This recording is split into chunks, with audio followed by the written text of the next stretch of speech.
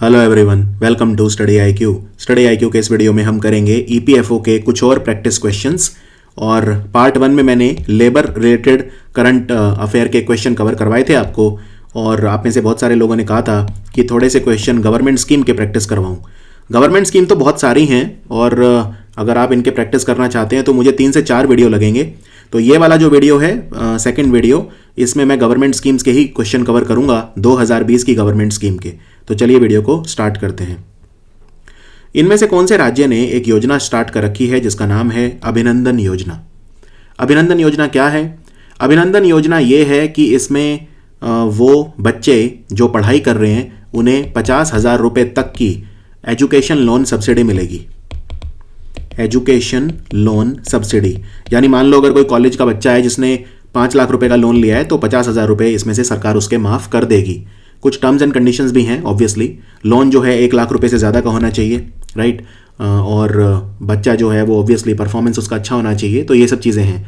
तो ये scheme start करी है असम सरकार ने। सो असम सरकार की योजना है अभिनंदन योजना, एजुकेशन लोन सब्सिडी योजना।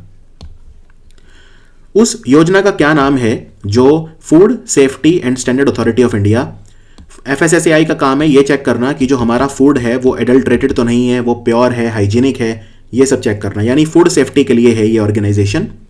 तो FSSAI के द्वारा स्टार्ट की हुई वो स्कीम कौन सी है जिसमें अनऑर्गेनाइज्ड सप्लायर उनको रजिस्टर किया जाता है? मैं यहाँ पे दूध की बात कर रहा हूँ।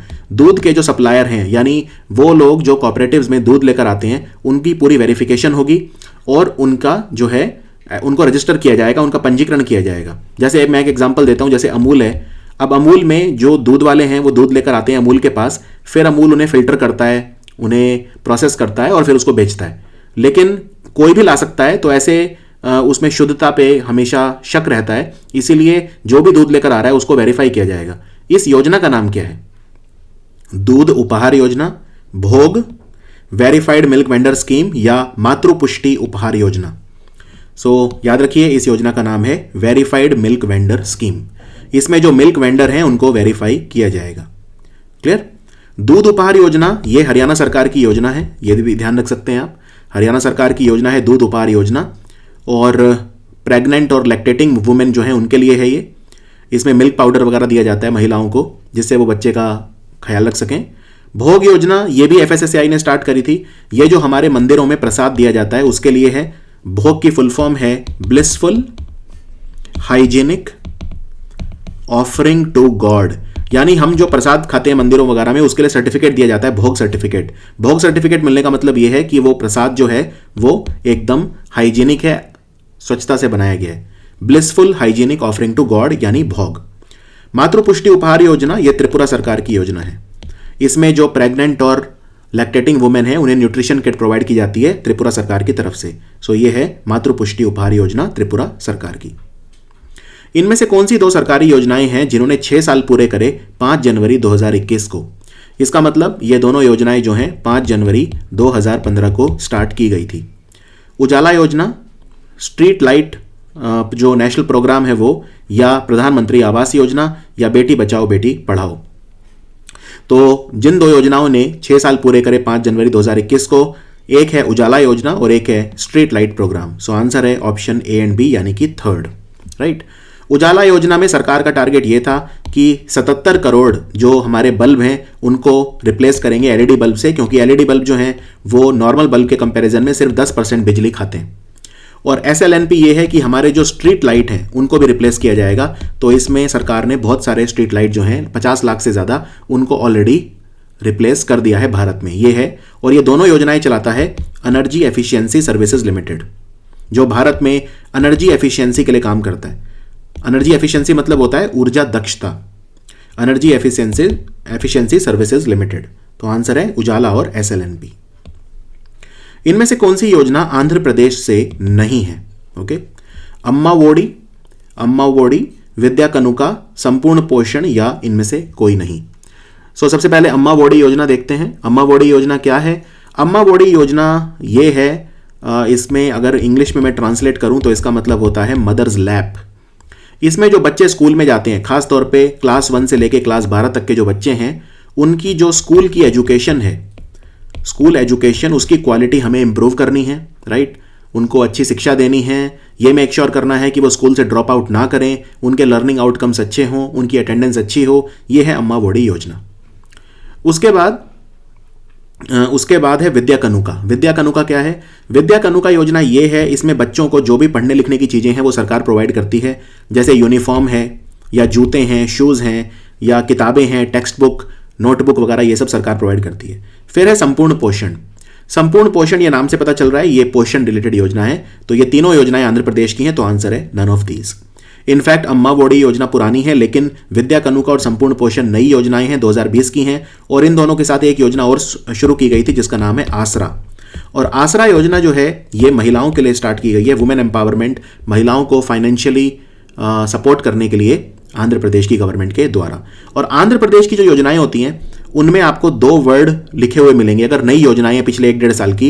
एक तो या तो YSR लगा होगा आगे, जैसे इस योजना का नाम है YSR संपूर्ण पोषण, राइट, या फिर उसमें लगा होगा जगन अन्ना। और ये क्यों? क्योंकि अभी जो आंध्र प्रदेश के मुख्यमंत्री हैं उनका नाम है जगन रेड्डी, पूरा नाम है जगन मोहन रेड्डी। तो जगन बड़े भैया यानी जगन अन्ना, तो वो खुद लगाते हैं अपना नाम आगे किसी भी योजना के, जगन अन्ना की तरफ से है, यानी आपके बड़े भाई जगन रेड्डी की तरफ से है।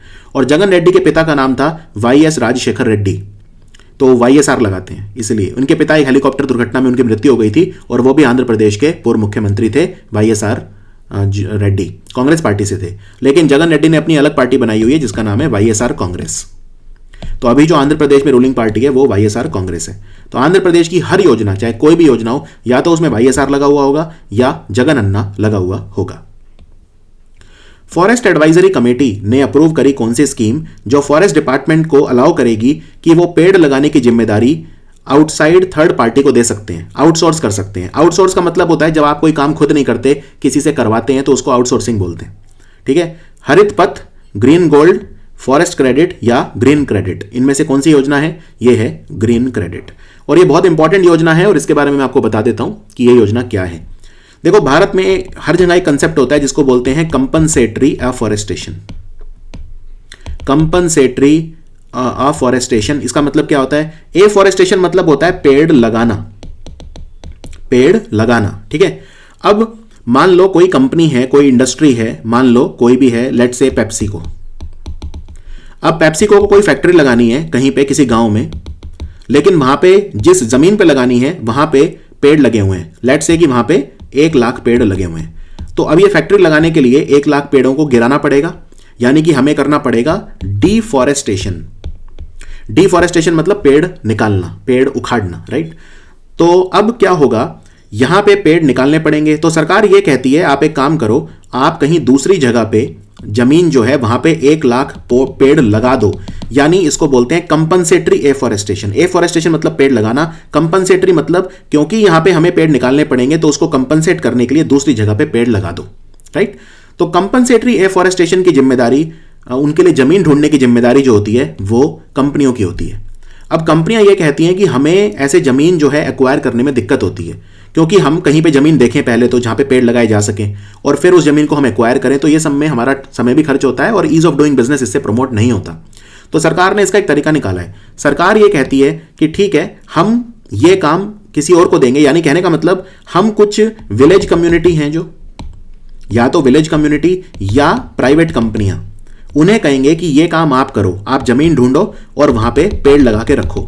फिर 3 साल तक पेड़ जो हैं वो गिरने नहीं चाहिए, मतलब जो भी सरकार ने टर्म्स एंड कंडीशन रखे हैं, जब वो पेड़ थोड़े से बड़े हो जाएं तो फिर पेप्सिको कंपनी क्या करेगी, वो इन विलेज कम्युनिटी या प्राइवेट कंपनी के पास जाएगी, इनसे उतनी ही जमीन खरीदेगी, ठीक है, प्रोवाइडेड उस पर 3 साल तक वो पेड़ टिके हुए रहने चाहिए। फिर पेप्सिको कंपनी इनसे वो जमीन खरीद लेगी और यहां से सरकार को वो ट्रांसफर कर देगी, कि सरकार कहेगी ठीक है अब आप फैक्ट्री लगा सकते हो, क्योंकि जितनी जमीन आपने हमसे खरीदी है और उस पर जो पेड़ है उनका नुकसान नहीं है, आपने कहीं और पे लगी लगाई हमें दे दी है। तो ये जो योजना है ये है ग्रीन क्रेडिट। इसमें कंपनीज का काम जो है सरकार आसान करेगी, at the same time environment का नुकसान भी ज्यादा नहीं होगा। और यहां पे आपको बता देता हूं ये योजना शुरू क्यों की गई थी, क्योंकि जो मौजूदा फ्रेमवर्क है वो सही काम नहीं कर रहा था। क्योंकि पहले क्या होता था, कंपनी जो है वो सरकार को पैसा देती थी और वो पैसा यूज नहीं होता था, तो एक फंड होता है जिसको बोलते हैं कंपनसेटरी एफॉरेस्टेशन फंड, और इसको मैनेज करने के लिए होती है compensatory afforestation fund management authority यानी कैंपा। तो ये फंड यूज़ नहीं कर पा रही थी, हार्डली 10-20% जो फंड थे वो यूज़ हो रहे थे। तो सरकारें जो है उनके पास पैसा था लेकिन वो पेड़ नहीं लगा पा रही थी। अब जो पेड़ लगाने की जिम्मेदारी भी है वो सरकार दूसरी थर्ड पार्टी या प्राइवेट कंपनीज या विलेज कम्युनिटीज़ को दे रही है। यशस्विनी योजना और स्वास्थ्य सखी योजना ये भारत में किस राज्य ने शुरू करी है? इसमें यशस्विनी योजना वुमेन एंटरप्रेन्योर्स के लिए है। यशस्विनी योजना में 5 लाख रुपए तक का लोन मिलेगा आपको, इंटरेस्ट फ्री, ब्याज मुक्त loan women self help groups को, जिससे वो बिजनेस स्टार्ट कर सकें, राइट। और दूसरी है स्वास्थ्य सखी योजना। तो ये दोनों योजनाएं हैं गोवा की। गोवा में स्टार्ट की गई यशस्विनी योजना और स्वास्थ्य सखी। इनमें से कौन सा सही मैच नहीं किया हुआ है? यहाँ पे लेफ्ट साइड में आपको योजनाएं दी हैं जिनमें बहुत सस्ता भोजन दिया जाता है गरीब लोगों को, और राइट साइड में स्टेट है। शिव भोजन योजना महाराष्ट्र, मुख्यमंत्री दीदी किचन झारखंड, कुटुंबश्री होटल केरला या इंदिरा रसोई योजना छत्तीसगढ़। सो याद रखिए, इसमें जो इंदिरा रसोई योजना है ये छत्तीसगढ़ की नहीं है, ये राजस्थान की है। राजस्थान में सिर्फ 8 रुपए में गरीब आदमी को भोजन मिल जाता है इंदिरा रसोई योजना में। शिव भोजन योजना महाराष्ट्र की है, ये ठीक है। मुख्यमंत्री दीदी किचन झारखंड की है, और कुटुंबश्री होटल केरला के हैं जहां पे अगेन बहुत सस्ता भोजन गरीबों के लिए दिया जाता है। ये कंसेप्ट सबसे पहले अम्मा कैंटीन ने स्टार्ट किया था तमिलनाडु में। जन सेवक योजना ये कौन से राज्य की सरकार ने स्टार्ट करी? इसमें सरकारी सेवाएं आपके द्वार पर आपको दी जानी है, ठीक है, यानी home delivery for government services. तो जन सेवक योजना है कर्नाटक सरकार की। कर्नाटक सरकार ने स्टार्ट करी थी, जिससे सरकारी जो हेल्प है, सरकारी योजनाएं हैं, वो आपके द्वार पर आपको सरकारी सेवाएं मिल जाएं। कोई भी सेवा हो, चाहे आपको लाइसेंस बनवाना हो, चाहे कुछ भी आपकी हो, उसकी होम डिलीवरी हो जाएगी। और कर्नाटक की 2 योजनाएं और याद रखिए, एक का नाम है शादी भाग्य और दूसरे का नाम है शीर भाग्य। शीर भाग्य दूध से रिलेटेड है और दूसरी है शादी भाग्य। ये भाग्य जिनमें लगता है ये सारी योजनाएं कर्नाटक की होती हैं, ठीक है। शीर मतलब दूध होता है, KSHER, शीर भाग्य और शादी भाग्य योजना भी कर्नाटक की है। कौन सी स्कीम है इनमें से जो MSME मिनिस्ट्री ने चला रखी है, जिसमें जो परंपरागत उद्योग हैं यानी ट्रेडिशनल इंडस्ट्री जैसे खादी या जो कॉयर है, इन सबको बूस्ट देने के लिए चला रखी है, ठीक है। इसमें क्लस्टर डेवलप किए जाते हैं जहां पे एक जगह पे बहुत सारी इंडस्ट्री होती हैं, और अगर एक ही जगह पे बहुत सारी इंडस्ट्री होती हैं एक ही तरह की, तो उसको हम क्लस्टर बोलते हैं। और क्लस्टर अप्रोच का फायदा ये होता है कि वहां पे बहुत सारा प्रोडक्शन एक साथ हो पाता है, उस वजह से इकोनॉमीज ऑफ स्केल रीच हो पाता है, यानी वो चीज़ें सस्ती, प्रोडक्शन कॉस्ट कम हो जाती है और फिर उसमें मुनाफा ज़्यादा होता है। तो MSME मिनिस्ट्री के द्वारा जो स्कीम स्टार्ट की गई है ट्रेडिशनल इंडस्ट्रीज को बूस्ट देने के लिए, उसका नाम है सफूर्ति योजना। और सफूर्ति की फुल फॉर्म है scheme of fund for regeneration of traditional industries, यानी सफूर्ति। कौन सा राज्य है जिसने ज्ञान दीपिका स्कॉलरशिप स्कीम स्टार्ट करी है? ज्ञान दीपिका स्कॉलरशिप क्या है? इसमें 700 रुपए महीना मिलेगा बच्चे को 10 महीने तक लगातार। कॉलेज जो हॉस्टल स्टूडेंट है सरकारी कॉलेजेस के या सरकारी यूनिवर्सिटीज के, उन्हें यह छात्रवृत्ति योजना है, स्कॉलरशिप योजना है। और दूसरी एक और थी HPC स्कॉलरशिप। HPC स्कॉलरशिप यह है कि हिंदुस्तान पेपर कॉरपोरेशन जो है उसमें जो काम कर रहे हैं उनके परिवारों को 1 लाख रुपए की स्कॉलरशिप मिलेगी, बच्चों को पढ़ने वालों को 1 लाख रुपए की स्कॉलरशिप। तो ज्ञान दीपिका स्कॉलरशिप और HPC स्कॉलरशिप दोनों स्टार्ट करी थी असम की सरकार ने। सो आंसर है असम। भारत के कौन से राज्य की पुलिस ने एक योजना स्टार्ट करी है अप्रिशिएट एंड कमेंड, यानी कि जो पुलिस वाले बहुत अच्छा काम कर रहे हैं, डिलीजेंटली काम कर रहे हैं, उनको हम अप्रिशिएट करेंगे और कमेंड करेंगे। तो यह स्टार्ट करी थी पंजाब की सरकार ने। कौन सा राज्य है भारत का जिसने CM अप्रेंटिसशिप प्रमोशन स्कीम चलाई हुई है? इसमें बेसिकली क्या है, जो युवा हैं उन्हें सरकार की तरफ से 6 महीने की इंटर्नशिप दी जाती है जिससे वो काम सीख सकें। इंटर्नशिप या अप्रेंटिसशिप बात एक ही है। जब आप किसी व्यक्ति के नीचे रह के काम करते हैं, काम सीखते हैं उससे, तो उसे अप्रेंटिसशिप या इंटर्नशिप बोलते हैं। और इसमें 2500 रुपए का स्टाइपेंड भी मिलेगा पर मंथ युवा को। तो ये 6 महीने के लिए इंटर्नशिप दी जाएगी। तो CMAPS योजना है उत्तर प्रदेश सरकार की। इनमें से कौन सा राज्य है जिसने अपने स्कूलों में बदलाव करने के लिए, शिक्षा का स्तर बेहतर करने के लिए नाडू नेडू योजना स्टार्ट की? नाडू नेडू, तो यह योजना है अगेन आंध्र प्रदेश गवर्नमेंट की योजना है नाडू नेडू। चिंतलापुड़ी लिफ्ट इरिगेशन स्कीम यानी चिंतलापुड़ी लिफ्ट सिंचाई परियोजना भारत के किस राज्य में चल रही है और कौन सी नदी पे? तो नदी का नाम है गोदावरी नदी, राइट। तो इनमें से आप काफी सारे ऑप्शन तो निकाल ही सकते हो। तो इसका आंसर है आंध्र प्रदेश। आंध्र प्रदेश सरकार की योजना है चिंतलापुड़ी लिफ्ट इरिगेशन स्कीम गोदावरी नदी पे। एक योजना और याद रखिए आंध्र प्रदेश सरकार की, पोलावरम योजना, यह भी सिंचाई परियोजना है और यह भी गोदावरी नदी पे है। और एक योजना और है रायलसीमा लिफ्ट इरिगेशन प्रोजेक्ट, लेकिन ये कृष्णा नदी पे है। कृष्णा, यहीं पे तेलंगाना की भी एक पूछते हैं बहुत ज्यादा स्कीम, और उसका नाम है कालेश्वरम। कालेश्वरम परियोजना भी गोदावरी नदी पे है, उस जगह पे जहां गोदावरी नदी प्राणहिता नदी से मिलती है। प्रधानमंत्री किसान सम्मान निधि योजना, ये किसानों को एक साल में कितने रुपए का मुआवजा देती है? तो याद रखिए, इसमें भारत के हर किसान को, कोई लिमिटेशन नहीं है इसमें। पहले जब स्टार्ट हुई थी इनिशियली, ये योजना प्रधानमंत्री मोदी ने स्टार्ट करी थी। कहां से? गोरखपुर से। गोरखपुर से स्टार्ट करी थी। इसमें किसानों को 2-2 हजार रुपए की 3 किश्तें मिलती हैं, तो एक साल में 6,000 रुपए किसान के अकाउंट में डलवाए जाते हैं। इसका नाम है प्रधानमंत्री किसान सम्मान निधि योजना या पीएम किसान। यहां पे आपको एक बात ध्यान रखनी है कि एक मिलता जुलता नाम है पीएम किसान मानधन योजना। तो ये वर्ड आपको देखना है, प्रधानमंत्री किसान मानधन योजना। ये योजना बिल्कुल अलग है। ये बेसिकली क्या है, अगर आपकी उम्र 18 से 40 तक है तो ये पेंशन योजना है। आप पेंशन के लिए अप्लाई कर सकते हैं, प्रीमियम भर सकते हैं, और जब आप 60 साल के होंगे तो जितना प्रीमियम आपने भरा है उसके हिसाब से आपको पेंशन मिलेगी। ये पेंशन वाली योजना मानधन है, लेकिन पीएम किसान जिसे बोलते हैं किसान सम्मान निधि योजना, ये अलग है। ठीक है, तो किसान मानधन योजना में आपको पेंशन मिलती है 60 साल की उम्र के बाद, किसानों के लिए है। यह है प्रधानमंत्री किसान मानधन योजना, लेकिन हम यहां पे बात कर रहे हैं पीएम किसान यानी प्रधानमंत्री किसान सम्मान निधि योजना। दूसरी बात, ये जो किसान मानधन योजना है, ठीक है, ये कहां से स्टार्ट हुई थी? ये रांची से। प्रधानमंत्री मोदी ने रांची से शुरू करी थी, लेकिन पीएम किसान योजना जो है ये गोरखपुर से शुरू की थी। सरकार ने ऑपरेशन ग्रीन चलाया हुआ है। इनमें से कौन सी फल या सब्जी है जिसके जो दाम है या सप्लाई है उनको स्टेबलाइज करने के लिए? टोमेटो, पोटैटो, अनियन या ऑल ऑफ द अबव? तो आंसर है इसका ऑल ऑफ द अबव। टमाटर, प्याज और आलू, ये 3 हमारी सब्जियां ऐसी हैं जिन पे ज्यादातर लोग भारत के निर्भर करते हैं किसी ना किसी रूप में, तो इनके प्राइस बढ़ने नहीं चाहिए, इनकी सप्लाई अच्छी रहनी चाहिए। इसके लिए ऑपरेशन ग्रीन चलाया हुआ है सरकार ने। एक किताब लिखी गई है अभी जिसका नाम है क्रॉनिकल्स ऑफ चेंज चैंपियंस।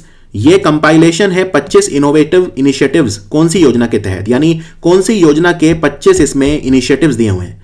ये योजना है बेटी बचाओ बेटी पढ़ाओ। बेटी बचाओ बेटी पढ़ाओ के तहत स्टेट लेवल पे या डिस्ट्रिक्ट लेवल पे अगर किसी ने बहुत इनोवेटिव काम करा है बेटियों की एजुकेशन को प्रमोट करने के लिए या उनको बचाने के लिए, तो उनका जिक्र इसमें किया गया है। इस किताब का नाम है chronicles of change champions. Technology information forecasting and assessment council यानी टिफैक, ये हमारे साइंस और टेक्नोलॉजी मिनिस्ट्री के अधीन काम करता है, right? Ministry of science and technology के अंडर काम करता है टिफैक। इन्होंने महिलाओं को वो साइंस एज अ करियर लें, इसके लिए कौन सी स्कीम स्टार्ट करी है? देखो, एक करियर होता है जिसे हम स्टेम बोलते हैं। एस मतलब साइंस, टी मतलब टेक्नोलॉजी, ई मतलब इंजीनियरिंग और एम मतलब मैथ। तो साइंस, टेक्नोलॉजी, इंजीनियरिंग और मैथ, इनको स्टेम कहा जाता है। इनमें महिलाओं की संख्या सिर्फ 22% है, बहुत कम है। तो इनमें हम चाहते हैं ज़्यादा से ज़्यादा महिलाएं आएँ इंजीनियरिंग में, मैथ में, साइंस में, टेक्नोलॉजी में। तो इसके लिए एक योजना स्टार्ट करी गई है जिसका नाम है विज्ञान ज्योति। क्लियर? इसका नाम है विज्ञान ज्योति। ये स्टार्ट करी है टिफैक ने। कौन सा राज्य है जो 33 स्टेडियम्स बनवाएगा? इस योजना का नाम है उत्तरण योजना। उत्तरण योजना के तहत, तो ये बिल्कुल नई स्कीम है जो असम सरकार ने स्टार्ट करी है। इसका नाम है उत्तरण योजना। एक स्कीम मैंने आपको यहाँ पे और बताई थी, अभिनंदन योजना। बाकी असम सरकार की एक और योजना है जिसका नाम है अरुंधति योजना। खैर, यहाँ पे एक धनवंतरी योजना भी चल रही है, धनवंतरी योजना। तो काफ़ी सारी योजनाएं हैं जो आंध्र प्रदेश की चल रही हैं। एक और है, मुझे याद आ गई, अरुणोदय योजना। इनके बारे में आने वाले वीडियोज़ में जिक्र करूंगा। उस पोर्टल का क्या नाम है जो सरकारी स्कीम्स महिलाओं से रिलेटेड, राइट, जो हैं उनके बारे में जागरूकता फैलाने के लिए और महिलाओं को आपस में नेटवर्क करने के लिए सरकार ने स्टार्ट करा है? वो पोर्टल कौन सा है? बेसिकली महिलाओं को उद्यमी बनाने के लिए। उद्यम सखी, मेरी सहेली, प्रियदर्शिनी या स्त्री शक्ति। तो इस पोर्टल का नाम है उद्यम सखी पोर्टल, उद्यम सखी। सो ये था हमारा वीडियो नंबर 2 गवर्नमेंट स्कीम्स के ऊपर। वीडियो नंबर 3 अगर आप चाहते हैं मैं लेकर आऊं तो वो भी गवर्नमेंट स्कीम्स पे होगा। वीडियो नंबर 4 भी गवर्नमेंट स्कीम पे होगा, क्योंकि गवर्नमेंट स्कीम काफी सारी हैं और उन पे क्वेश्चंस भी काफी आते हैं।